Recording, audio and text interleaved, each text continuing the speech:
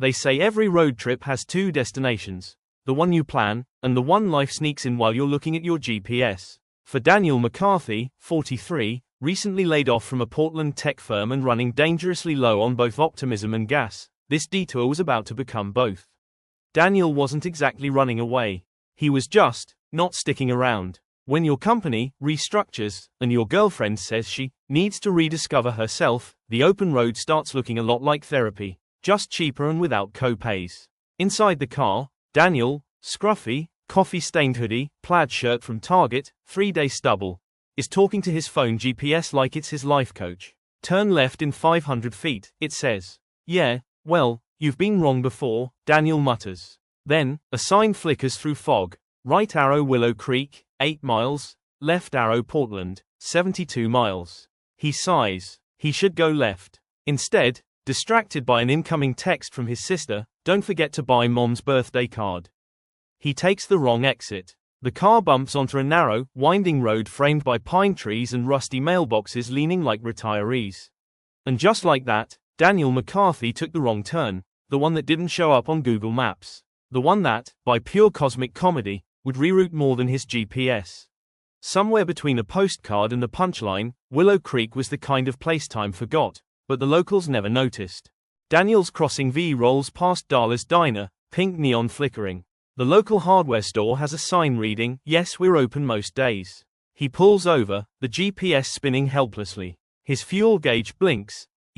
Daniel, muttering. Of course. The universe runs on irony. He steps out, Oregon drizzle kissing his windshield, and looks around. Across the street, an old man in suspenders and a baseball cap reading, "Make caffeine great again," waves. Old man, you lost, son. Daniel, just temporarily misplaced. Old man, well, congratulations. You found the only town that Google forgot to update since 2008.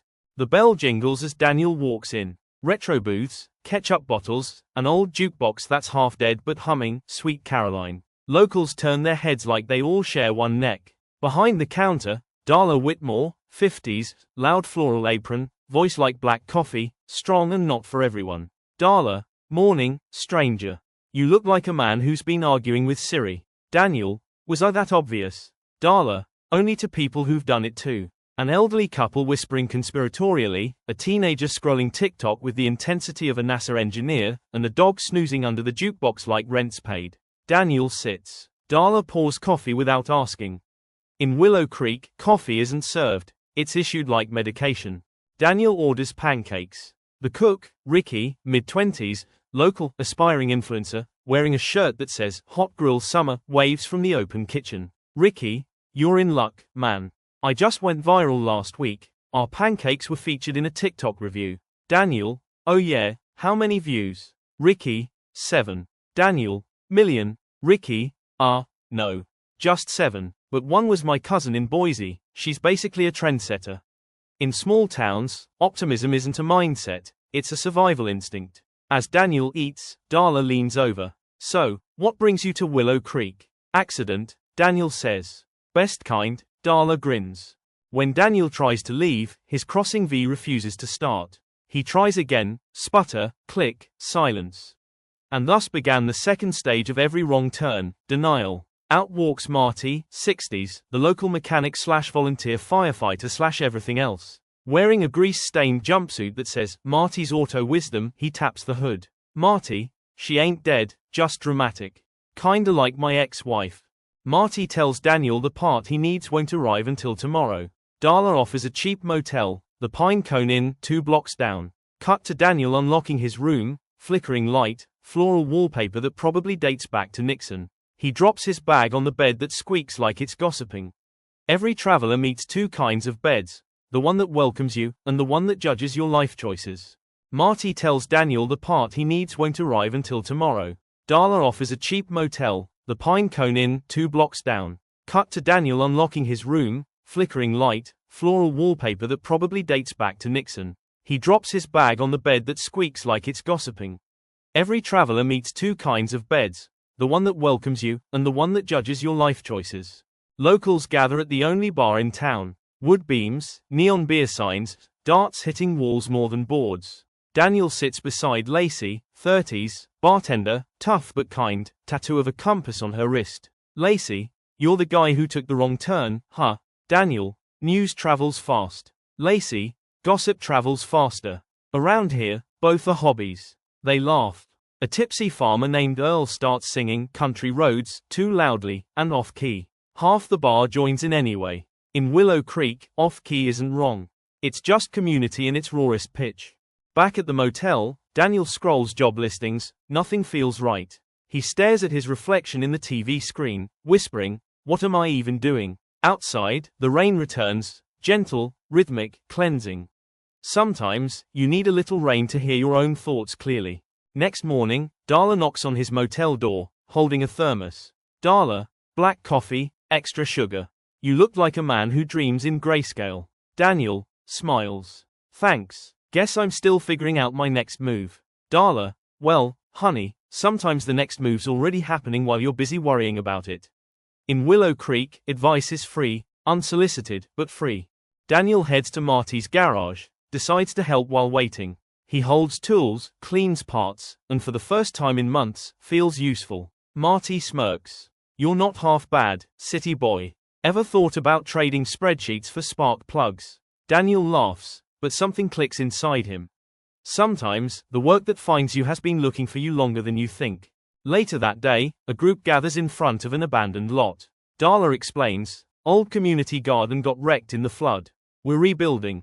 Daniel hesitates, then picks up a shovel. Kids paint wooden signs. Earl plays harmonica. Ricky live streams it. Guys, smash that like button for civic engagement. Turns out, all it takes to belong somewhere is to show up, and maybe hold a shovel. The sky burns orange and pink. Daniel looks around, people laughing, working, rebuilding. He smiles, quietly. Every wrong turn has a moment where you stop asking, why me? And start whispering, thank you. The camera pans wide, Willow Creek glowing like a hidden treasure beneath the Oregon sky.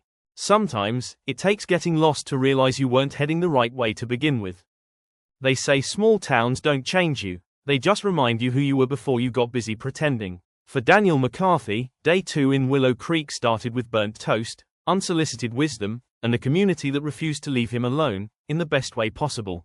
The sun filters through pine trees. Sprinklers hiss over lawns. A dog barks at absolutely nothing. Daniel, now wearing borrowed work boots from Marty, walks toward the half-rebuilt community garden with coffee in one hand and a sense of purpose in the other. You could almost mistake him for a local, if not for the city shoes still squeaking from the Oregon dew.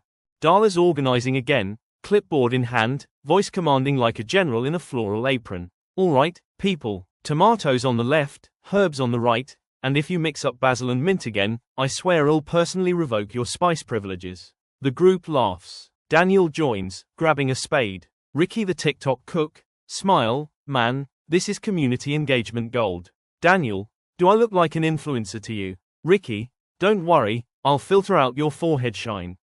Somewhere between the weeds and laughter, Daniel forgot he was only supposed to stay one night. Later, back at Marty's garage, Daniel helps install the new car part. It fits perfectly. The engine hums back to life. Marty, she's ready to go. Daniel, yeah, guess I should hit the road. Marty, grinning, sure, but roads don't mean much if you don't know where they lead, huh? Marty had a way of sounding like a man who'd read every fortune cookie but still meant every word. Daniel nods, quietly thoughtful. Daniel walks in. Everyone cheers. Hey, it's the mechanic in training. Darla slides him a plate of pancakes, on the house. You fix a car, you earn carbs. That's the Willow Creek rule. The bell over the door rings. A delivery truck driver, Becky, rushes in. Darla, the fair's vendor tent collapsed again. We need help or the whole thing's off. In Willow Creek, emergencies were rarely life or death, but they were always dramatic. Cut to the town square. Chaos. Popcorn everywhere. A cotton candy machine sparking like fireworks. 2 teenagers arguing over whether it's safe to plug a blender into a light pole. Daniel looks around, then laughs. Well, looks like I'm not done fixing things yet. He jumps in, organizing volunteers. Marty rewires the generator. Ricky starts grilling burgers, for morale. Even Lacey shows up, handing out lemonade like a firefighter dousing chaos with citrus. Voiceover, you can tell a lot about a town by how it reacts to disaster. Willow Creek, they brought snacks. By late afternoon, the fair is back up. Kids run with snow cones. Music blares from a scratchy speaker. The Ferris wheel creaks back to life, imperfect, but standing. Darla claps Daniel on the back. You know, stranger, for a guy who took a wrong turn, you sure fixed a lot of right things. Daniel, I think I just stopped waiting for my life to start. Sometimes, the better road isn't smoother. It's just the one that makes you feel like you belong on it. Golden hour blankets Willow Creek in honey-colored light. The fair glows, string lights, laughter, the smell of barbecue and kettle corn.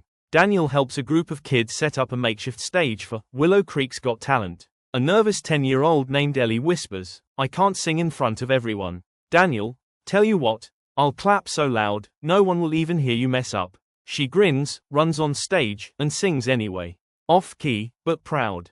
Confidence isn't the absence of fear, it's the sound of applause you didn't expect. Later, Marty pulls out a portable speaker. All right, folks, slow song time. Couples pair off. Darla dances with Earl. Lacey laughs, pulling Daniel into the crowd. Lacey, come on, city boy.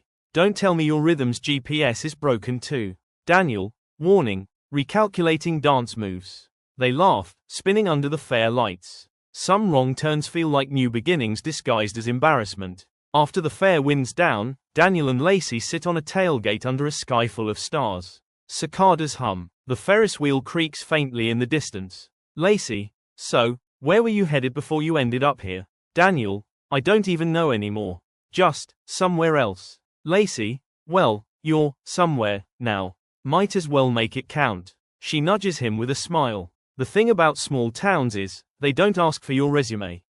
They just hand you a hammer and a chance. Next morning, Daniel's phone buzzes. An email from his old company. We'd love to have you back. Salary higher, remote option, prestige, comfort, all the things he thought he wanted. He stares at the screen, then looks out the window, at Marty laughing with a customer, Darla yelling at a toaster, kids painting the "Welcome to Willow Creek" sign fresh. Sometimes, the world offers you what you wanted before you knew better.